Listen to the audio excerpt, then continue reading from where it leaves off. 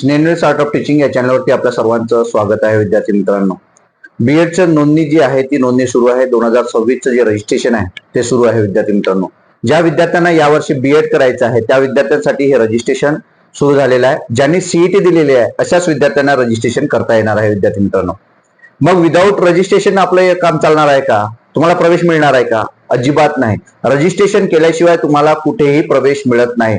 मग त्यासाठी तुम्हाला या कॅपराऊंड मध्ये किंवा ही जी नोंदणी सुरू आहे या नोंदणी प्रक्रियेमध्ये तुम्हाला नोंदणी करणं अपेक्षित आहे. मग नोंदणी करत असताना काही ज्या चुका आहेत त्या चुकामुळे आपल्याला आपला प्रवेश जो आहे तो प्रवेश रद्द होऊ शकतो. कारण तुम्ही मेथड कोणती टाकताय, तुमचे विषय कोणते टाकताय याबद्दल विद्यार्थ्यांना योग्य मार्गदर्शन माहीत नसल्यामुळं किंवा कॅफेवाल्यांनाही या गोष्टी माहीत नसल्यामुळं कॅफेवाल्याच्या माध्यमातून ग्रामीण भागातील कॅफेवाले असतील किंवा तालुक्याच्या ठिकाणी कॅफेवाले असतील तर यांनाही या गोष्टी माहीत नाही. जो नेहमी फॉर्म भरत असेल त्यांना मात्र याचा अनुभव आहे. मग अशा तुम्ही कॅफेवाल्याकडनं फॉर्म भरून घेत असाल तर विद्यार्थी मित्रांनो आपलं नुकसान होऊ शकते. त्यामुळं आपण हा व्हिडिओ बनवतो आहे.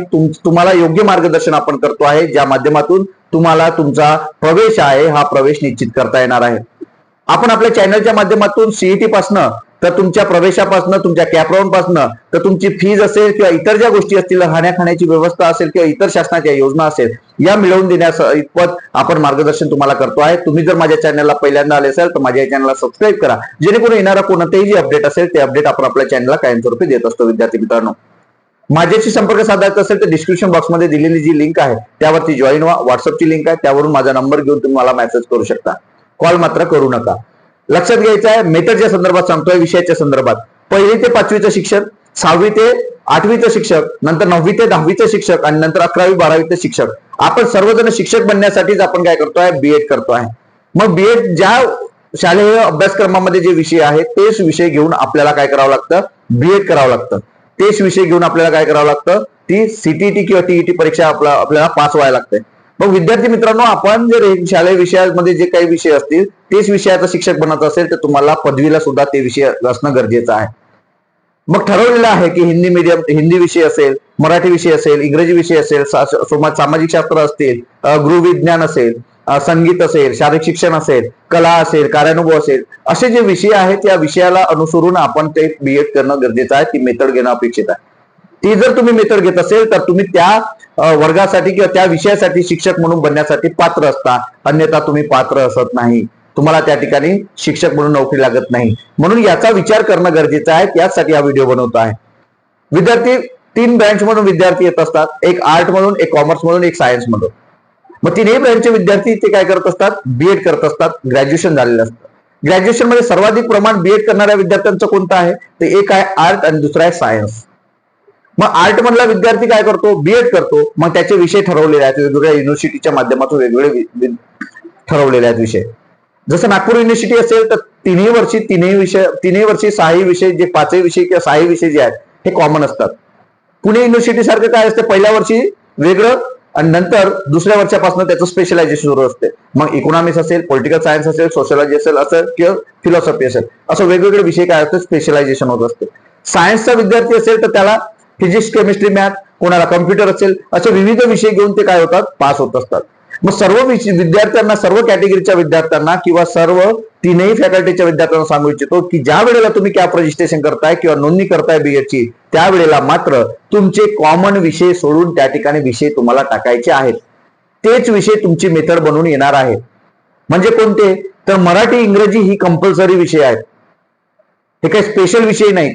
त्यामुळे स्पेशल विषय कोणते, तुमचं सोशलॉजी असेल, तुमचं इकॉनॉमिक्स असेल, तुमचं पॉलिटिकल सायन्स असेल, तुमचं सायकोलॉजी असेल, तुमचं जिओग्राफी असेल, तुमचं हिस्ट्री असेल, असे जे विषय आहेत हे स्पेशलायझेशन आहे. मराठी, इंग्रजी हे कॉमन आहे. त्यामुळे तुम्ही मेथडमध्ये किंवा त्यामध्ये सब्जेक्ट टाकत असताना फॉर्म मध्ये विद्यार्थी मित्रांनो इंग्रजी, मराठी टाकू नका. जर तुम्हाला इंग्रजी मेथड पाहिजे असेल किंवा मराठी मेथड पाहिजे असेल तर तुम्हाला ग्रॅज्युएशन मध्ये ईएलटी असणं गरजेचं आहे, तरच तुम्हाला इंग्रजी मेथड बनेल किंवा भेटेल. आणि जर तुमची हे जर चूक होत असेल, तुम्ही जर इंग्रजी विषय टाकला असेल ना, तुम्हाला जर इंग्रजी मेथड भेटत असेल तर तुम्ही कॉलेजला ज्या वेळेला प्रवेशाला जाल त्यावेळेला मात्र कॉलेज तुम्हाला प्रवेश नाकारते. का, तर तुमचा ग्रॅज्युएशनला ईएलटी विषय नव्हता. त्यामुळे इंग्रजी आणि मराठी जे आहेत ते विषय तुम्हाला टाळायचे आहेत. ते कंपल्सरी विषय आहेत, ते टाळायचे आहेत. तुम्हाला स्पेशलायझेशन, ईएलटी स्पेशलायझेशन आहे, एमएलटी स्पेशलायझेशन आहे, संस्कृत असेल स्पेशलायझेशन आहे, जर संस्कृत तुम्हाला ग्रॅज्युएशनला असेल तर संस्कृत तुम्हाला मेथड मिळेल. अशा पद्धतीनं तुम्हाला या मेथड घेणं अपेक्षित आहे. सायन्सच्या बाबतीत सांगतोय, सायन्समध्ये जर तुमचा फिजिक्स केमिस्ट्री मॅथ असेल तर तुम्हाला ती मेथड टाकता येईल, ते विषय तुम्ही टाका. इंग्रजी मराठी विषय टाकायचे नाही. तुमचं कम्प्युटर असेल ग्रॅज्युएशनला पदवीला, कम्प्युटर टाका. असे विविध आहेत. जसे इंजिनिअरिंग वाला विद्यार्थ्याला बीएड करायचं असेल तर त्याला कम्प्युटरचं मिळते, त्याला कम्प्युटर ची मेथड मिळते, त्याला आयटीची मेथड मिळते. नंतर कॉमर्सवाले विद्यार्थी असतील तर त्यांना इकॉनॉमिक्स मेथड मिळते, कॉमर्स मेथड मिळते. विद्यार्थी मित्रांनो, त्यांनी मराठी इंग्रजी टाकायची नाही कॉमर्सवाल्यांनी, हे सुद्धा लक्षात घ्या. तुमचे जे विषय आहे, अकाउंट असेल, तुमचा जे विषय आहे स्टॅटिस्टिक असेल, तुम्हाला विविध विषय जे असतील ते टाका. इकॉनॉमिक्स असते तुम्हाला कंपल्सरी, ते इकॉनॉमिक्स टाका. परंतु इंग्रजी मराठी जे कंपल्सरी सब्जेक्ट आहेत, तीनही डिग्रीच्या विषयात, तीनही जे फॅकल्टीज आहे, आर्ट कॉमर्स आणि सायन्सच्या विद्यार्थ्यांना सांगू इच्छितो की जे स्पेशलायझेशन विषय तुमचे ग्रॅज्युएशन मध्ये असेल ते तुम्हाला टाकायचे आहे. आणि हे जर तुम्ही विषय टाकाल जे कंपल्सरी विषय आहे मराठी इंग्रजी, तर तुमचं नुकसान होईल. त्यावेळेला मात्र कॉलेज प्रवेश देत नाही, तुमचं वर्ष वाया जाईल विद्यार्थी मित्रांनो. म्हणून हा व्हिडिओ तुमचे विद्यार्थी जे असतील, तुमचे मित्र असतील, त्या विद्यार्थ्यांना शेअर करा. त्या माध्यमातून त्यांचे डोळे उघडा, त्यांना योग्य असं मार्गदर्शन देण्याचं काम आपण या युट्यूब चॅनलच्या माध्यमातून करतो आहे. तुम्हाला जर मदत लागली तर ग्रुपला मेसेज टाका. तुम्हाला प्रत्येक मेसेजचं उत्तर मात्र ग्रुपला मिळणार आहे विद्यार्थी मित्रांनो, हे सुद्धा समजून घेणं गरजेचं आहे. आणि इतर जर मदत असेल ते सुद्धा आपण कायमस्वरूपी आपल्याला देणार आहोत. ही माहिती, हा व्हिडिओ आपल्याला नेमका कसा वाटला आहे नक्की कमेंट बॉक्समध्ये कळवा. अशाच अपडेट करता माझ्या चॅनलला मात्र सबस्क्राईब करा. धन्यवाद.